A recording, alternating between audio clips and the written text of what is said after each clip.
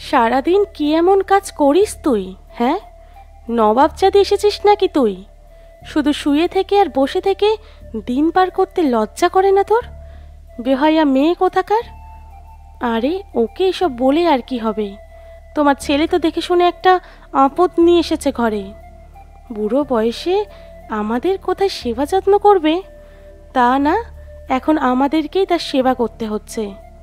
লজ্জা শরমের মুখে কুলু পেটে বিছানায় শুয়ে শুয়ে চোখের পানি ফেলছে নিশি। তার দোষ গুণের হিসাব মেলাতে ব্যস্ত সে। সত্যিই কি এই পরিবারের জন্য কিছুই করেনি নিশি? 10 বছরের সংসার জীবন তার। নিশির স্বামী আফতাব ভালোবেসে তাকে এই বাড়িতে বউ করে এনেছিল। শুরু থেকেই নিশির শ্বশুর শাশুড়ি এই বিয়ে মেনে নিতে পারেনি। নিম্নবিত্ত হলেও তাদের একটু মনোবাসনা ছিল ছেলেকে তাদের মতোই পরিবারে বিয়ে করাবে। যৌতুক হিসেবে একটা পাওয়ার টিলার পেলেও তাদের সংসারটা দিব্যি চলে যাবে।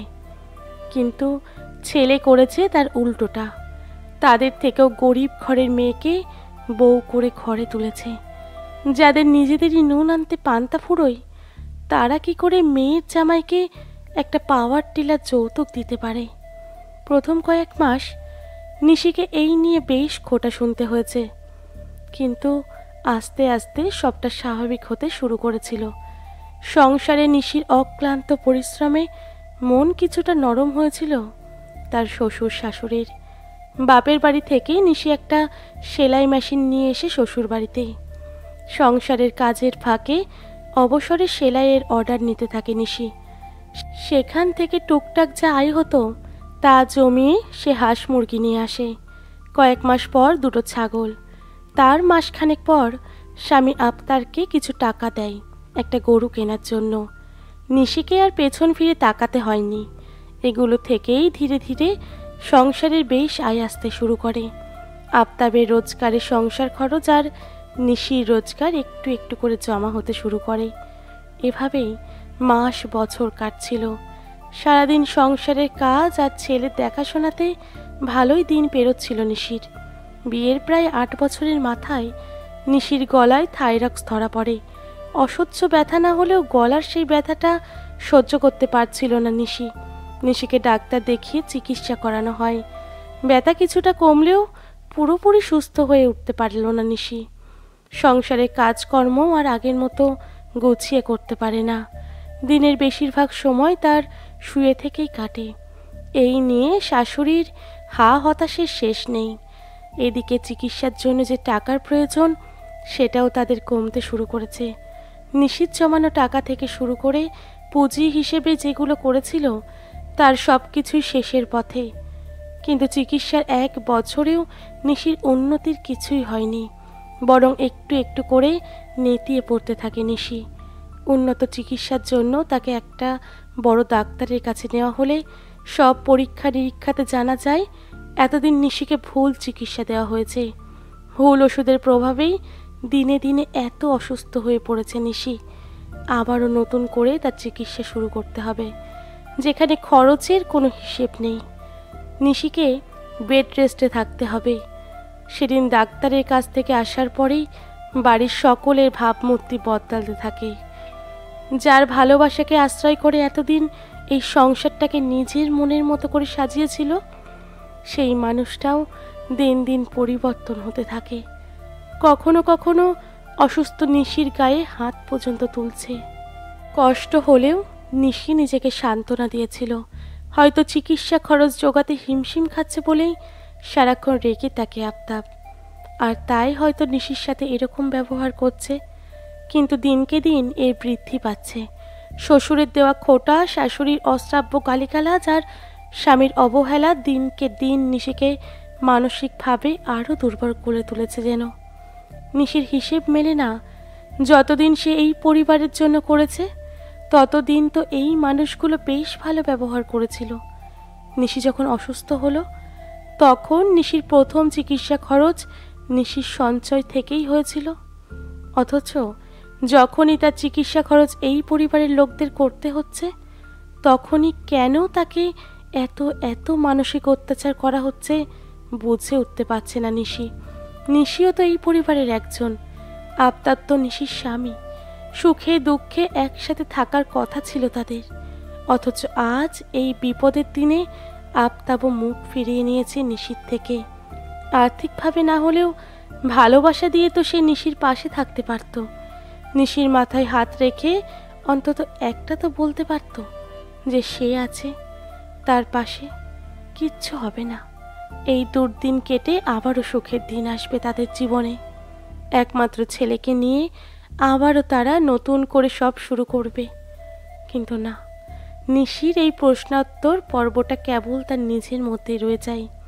বিকেলবেলায় হট্টগোল আর কান্নার আওয়াজে ঘুম ভেঙে যায় নিশির। দুর্বল শরীরে এক পা দুপা করে বেরোতেই উঠোনে নিশি তার মাকে দেখতে পায়। বুকের ভেতরটা হু হু করে ওঠে। বেশ কিছুদিন থেকে আফতাব বলছিল নিশি যেন তার মাকে ফোন দিয়ে জানায় নিশির সকল চিকিৎসা খরচ করতে। নিশি বেশ অবাক হয়েছিল আফতাবের প্রস্তাবে। আফতাব তো ভালো করেই জানে নিশির মায়ের আর্থিক অবস্থা, তবে কেন এই অবিচার তার? এই 10টা বছরে তো অনেক উন্নতি করেছে নিশি এই পরিবারের জন্য। কই, তখন তো আফতাব বা তার পরিবার কেউ একবারের জন্যও বলেনি যে তোমার মাকে একটু সাহায্য করো। আর আজ যখন নিশি অসুস্থ, তখন তার দায়ভার নেওয়ার জন্য তার মাকে কেন ডাকা হবে? নিশির শ্বশুর শাশুড়ি কর্কশ গলায় বলে, মেয়েকে নিয়ে আজই চলে যাবেন, অনেক টেনেছি আমরা, আর টানতে পারবো না। যতদিন না মেয়ে সুস্থ হবে ততদিন মেয়েকে এই বাড়িতে পাঠাবেন না। নিশির চোখ থেকেও এবার অজানা কারণে পানি ঝরতে লাগলো। মা বাবার তালে তাল মিলিয়ে আফতাবও একই কথা বলছে। বউ চিকিৎসার জন্য নাকি তার সংসারে সব কিছু বিক্রি করতে হয়েছে। আশেপাশের বেশ কিছু লোকজন জড়ো হয়েছে ইতিমধ্যে।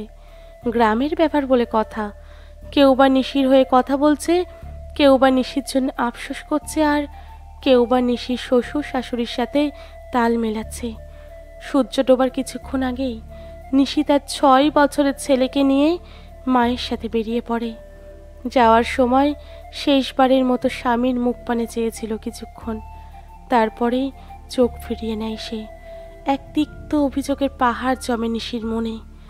তারপর আর কখনো দেখা হয়নি দুজনের। কেটে গেছে 2 বছর। নিশি এখন পুরোপুরি সুস্থ। শ্বশুর বাড়ি থেকে আসার পর প্রায় 1.5 বছর নিশিকে চিকিৎসা করাতে হয়েছে। নিশির মা মানুষের বাড়িতে কাজ করে বিভিন্ন জায়গা থেকে সাহায্য তুলে নিশির চিকিৎসা খরচ চালায়। নিশি আরও একবার আবিষ্কার করে বিপদের সময় পৃথিবীর সব ভালোবাসা ফিকে হলেও মায়ের ভালোবাসা কখনো ফিকে হয় না, বরং আমাদের বিপদে মায়েরা আমাদের আরও আষ্টে পিষ্টে জড়িয়ে নেয়, যেন আমরা মনের জোর না হারাই। নিশিও মনের জোর ফিরে পেয়েছিল। ওষুধের পাশাপাশি সে নিজেও মনকে শক্ত রাখত। নামাজের বিছানায় আল্লাহর কাছে নিজের সুস্থতা ভিক্ষে চেয়েছিল।